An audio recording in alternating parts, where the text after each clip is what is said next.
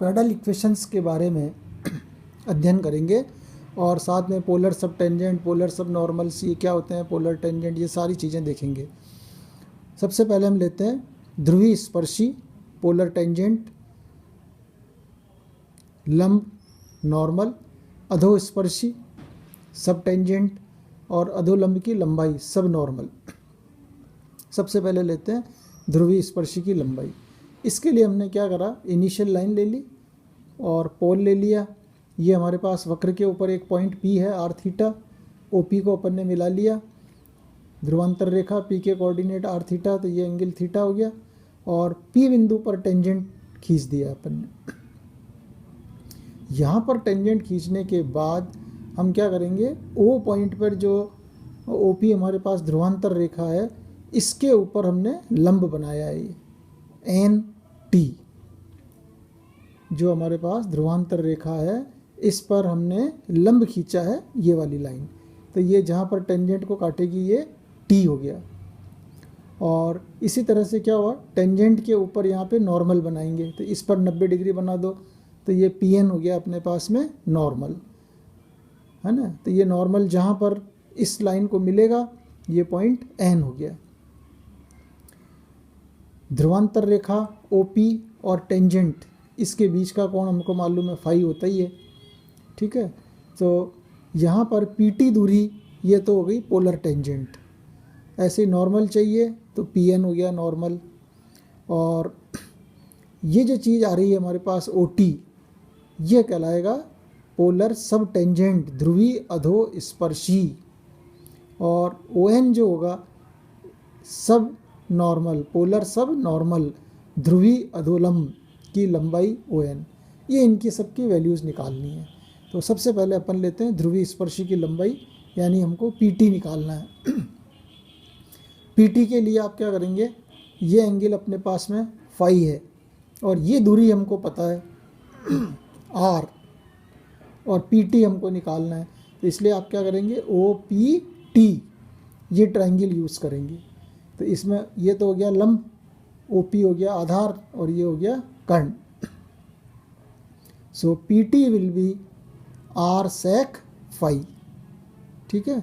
और sec को आप चेंज कर दो 10 में, क्योंकि tan फाई बराबर R d theta upon D are हमको पता है, ये वैल्यू यहाँ रख दिया। तो ये चीज़ जो आएगी R under root 1 plus R d theta upon D R का स्क्वायर, ये कहलाएगा polar tangent, length of polar tangent. अब हम लेते हैं ध्रुवीय अभिलंब की लंबाई, दैट इज PN। PN निकालना है हमको। So PN will be R cosec phi.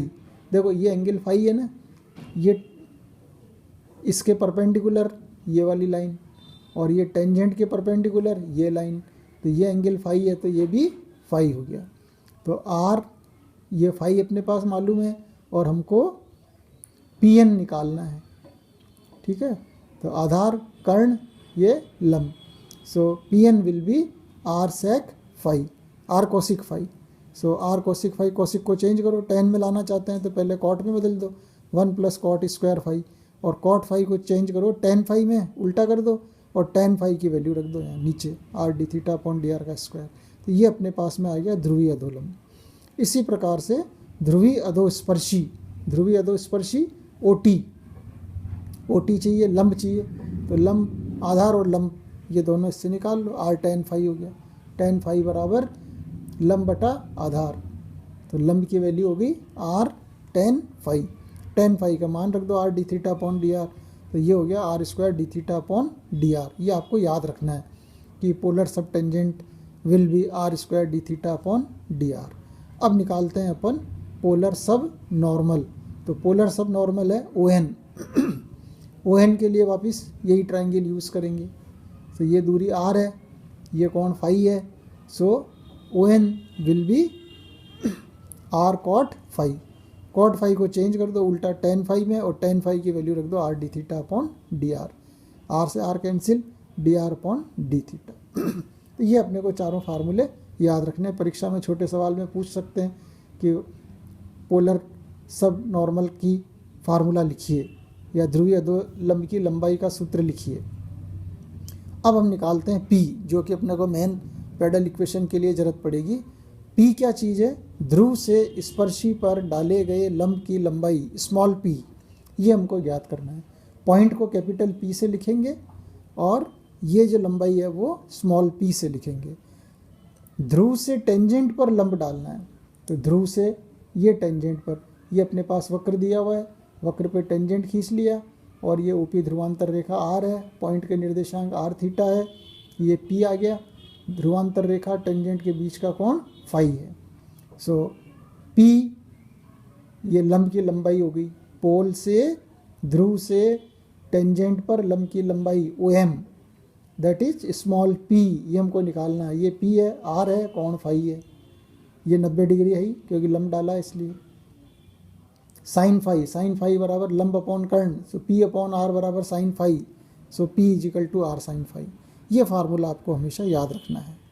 और एक इसका रूप और है जिसको थीटा की फॉर्म में भी अपन निकाल सकते हैं, उल्टा कर दो, 1/p² बराबर 1/r² cosec square phi, cosec square phi की वैल्यू रख दो 1 + कॉट स्क्वायर फाई, कॉट को चेंज करो टेन में और टेन फाई बराबर R D theta upon D R, square है स्क्वायर कर दिया, इसको अंदर गुणा कर दो, सो 1/r², 1/p² बराबर 1/r² plus 1/r4 dr/d theta का होल स्क्वायर। ये आपको हमेशा याद रखना है, ये बहुत काम का है। ये जितने भी मैं बॉक्स में डाल रहा हूँ इन सबको आप हमेशा याद रखेंगे, ये अपने बहुत काम में आएंगे, इस क्लास में भी आएंगे, आगे भी काम आएंगे, है ना। इसलिए मैं बेसिक सारे आपको शुरू से ही चला रहा हूँ ताकि कोई दिक्कत नहीं आए। अब अपने को अल्टीमेटली पैडल इक्वेशन निकालनी है।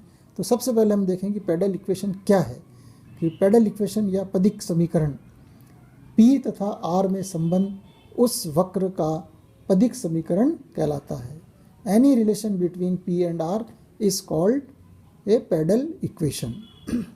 अब पैडल समीकरण ज्ञात करना है ना। पहला, जबकि वक्र हमको ध्रुवीय रूप में दिया हुआ है, आर थीटा की फॉर्म में दिया हुआ है, तो आप क्या करेंगे, वक्र आर बराबर एफ थीटा, हमको संबंध चाहिए पी और आर में, तो ये जो ऊपर भी निकाला संबंध 1/p² बराबर 1/r² plus 1/r4 dr/d theta का होल स्क्वायर। इन दोनों संबंध से हम क्या चाहते हैं, थीटा का एलिमिनेशन कर लेंगे। तो जैसे ही थीटा हटेगा तो ये अपने को पी और आर में संबंध मिल जाएगा। एक तरीका, कभी कभी क्या होता है हम इसको भी यूज कर सकते हैं, पी बराबर आर साइन फाई, और फाई निकालने के लिए आप क्या करेंगे, टेन फाई बराबर R D theta upon D R. तो फाई निकाल के यहाँ रख दो तो ये आर और पी में संबंध आ जाएगा, थीटा को चेंज कर लो वापस आर में। तो ये कभी कभी बहुत इजीली निकल जाता है, तो आप डायरेक्ट यहाँ से भी निकाल सकते हैं।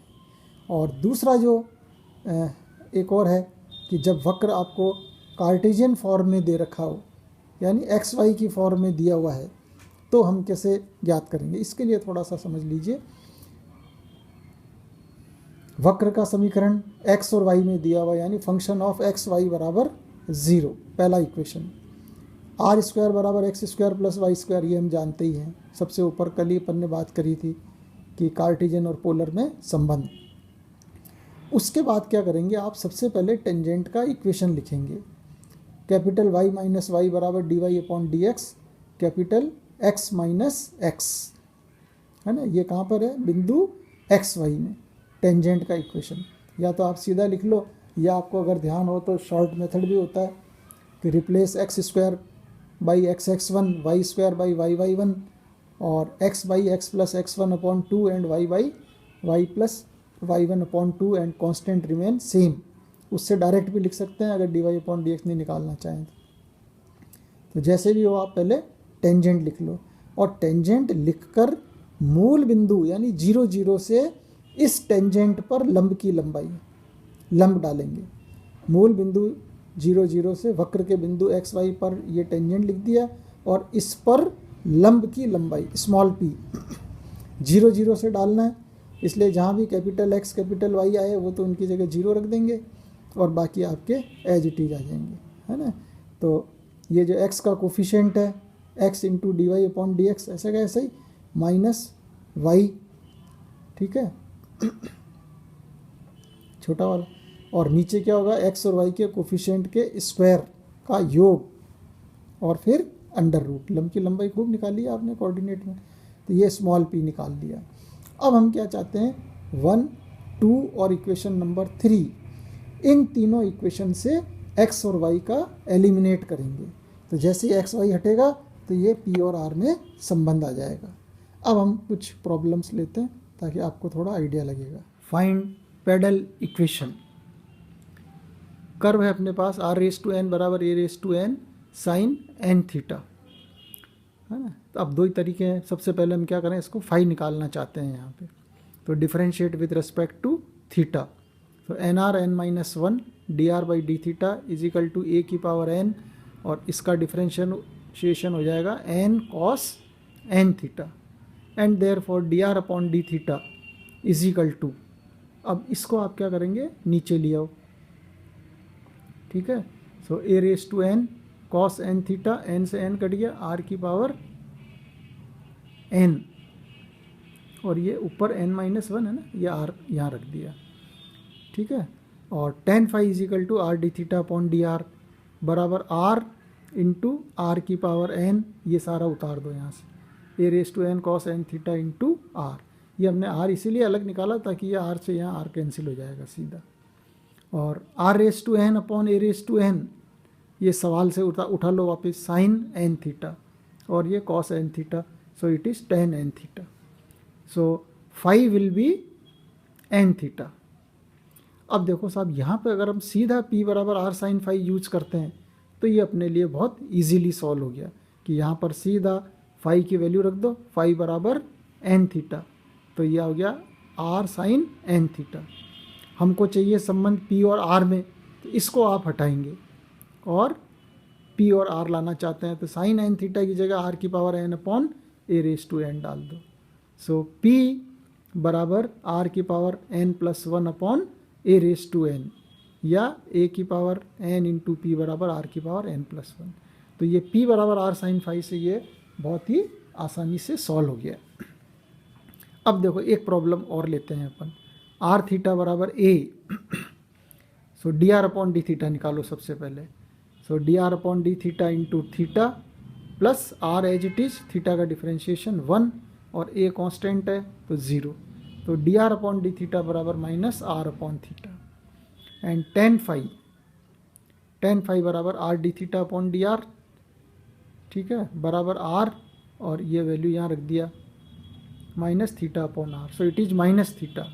अब tan फाई बराबर माइनस थीटा आ गया तो हम डायरेक्टली p बराबर r साइन फाई अब कुछ नहीं कर सकते, क्योंकि ये थीटा अपने से हटेगा नहीं और r हमको चाहिए, ठीक है। तो इसलिए आप क्या करेंगे, अब यहाँ पर यूज़ करेंगे 1/p² is equal to 1/r² plus 1/r4 dr upon d theta का स्क्वायर, पेडल इक्वेशन यूज़ कर लो यहाँ पे। So this is equal to 1/r² plus 1/r4, और dr अपॉन डी थीटा की value minus r upon theta का square. तो ये हमने जानबूझकर आपको दिखाया है कि हम यहाँ पे डायरेक्ट अगर फाई निकालेंगे तो p बराबर r साइन फाई हम यूज नहीं कर पा रहे हैं, इसलिए आप इसको यूज़ करेंगे। तो जैसे ये लगाया तो ये अपने पास p आ गया, इधर r थीटा आ गया। अब ये थीटा भी हमको हटाना पड़ेगा, है ना। तो इसको देखिए आप क्या करते हैं, 1/r² प्लस 1 ये r4 है ना, इसमें से r² हट गया, r² रह गया, theta square, 1/r² plus 1/r², theta is equal to a/r, ये यहाँ वैल्यू रख दी थीटा की जगह a/r, तो a² अपॉन r², ये r² cancel, so 1/r² plus 1/a², so p² will be, उल्टा कर लो, यहाँ लघुत्तम ले लो a² r², so p² will be a² r² upon r² plus a²। तो इस प्रकार से अपन इन प्रॉब्लम्स को सॉल्व कर सकते हैं। तो जब भी आपको ज़रूरत पड़ती है p और r का संबंध, तो ये हम p और r के संबंध निकाल लेंगे। ऐसे ही आप टेंजेंट के भी निकाल सकते हैं, टेंजेंट निकाल लो, लंब की लंबाई निकाल लो, और आपस में इक्वेशंस को सॉल्व करके इनको हल करो, है ना। अब आप आराम से क्वेश्चंस करते जाइए और फिर आगे और देख लेंगे।